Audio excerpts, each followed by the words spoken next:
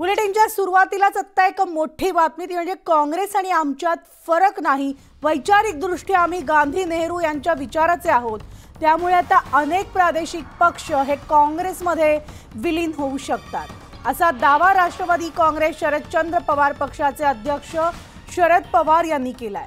एका वृत्तपत्राला दिलेल्या मुलाखतीमध्ये शरद पवार यांनी हे वक्तव्य केले।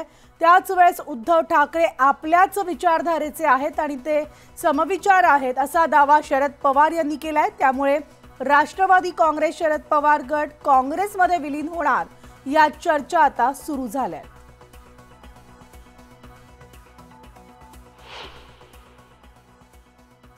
पवार साहेब तर मोठे नेते आहेत, परंतु ते काही सूचक वक्तव्य करत असतात। आज खरं म्हणजे उभाटाची पण काँग्रेस झालेलीच आहे, कारण काँग्रेसची बोली बोलू लागलेली आहे, पाकिस्तानची बोली बोलू लागल्यांच्या मांडीला लावून बसतायत। त्या हेमंत करकरे शहीद यांचा अपमान करतायत। तिकडे फारुख अब्दुल्ला म्हणतो पाकिस्तान बांगड्या भरल्यात का, पाकिस्तानकडे अणुबॉम्ब आहे आणि अशा लोकांच्या बरोबर गळ्यात गळे घालतात। त्यामुळे त्यांची काँग्रेस झालेलीच आहे। त्यामुळे आता फक्त एक अनौपचारिकता, काय म्हणतो त्याला आपण, औपचारिकता बाकी आहे। त्यांना असं म्हणायचं असेल की त्यांचा जो काही शरद पवार राष्ट्रवादी काँग्रेस पक्ष आहे तो बहुतेक त्यांच्या डोक्यात असेल की काँग्रेसमध्ये विलीन करावा, तर ते काही नवल नाही। यापूर्वी देखील शरद पवार साहेबांनी अनेक वेळा पक्ष तयार केला आणि अनेक वेळा ते काँग्रेसमध्ये गेले।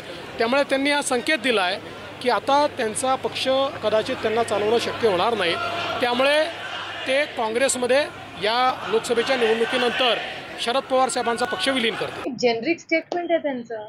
त्या इंटरव्ह्यूमध्ये ते असं म्हणाले की अनेक प्रदेश, याचा अर्थ ही मराठी भाषा आहे, अनेक म्हणजे कोणी असू शकतो ना, सगळे आणि अनेक मध्ये अंतर आहे। मला नाही माहिती याचं उत्तर आदरणीय पवार साहेबच देऊ शकतील। काय वक्तव्य आहे ते मी काय स्वतः ऐकलेलं नाही, पण त्यांना असं वाटत असावं की वेगळं काहीतरी, म्हणजे आता नाहीतरी त्याने ती इंडिया किंवा काही इंडिया ती एक फ्रंट उघडलेली आहे काय।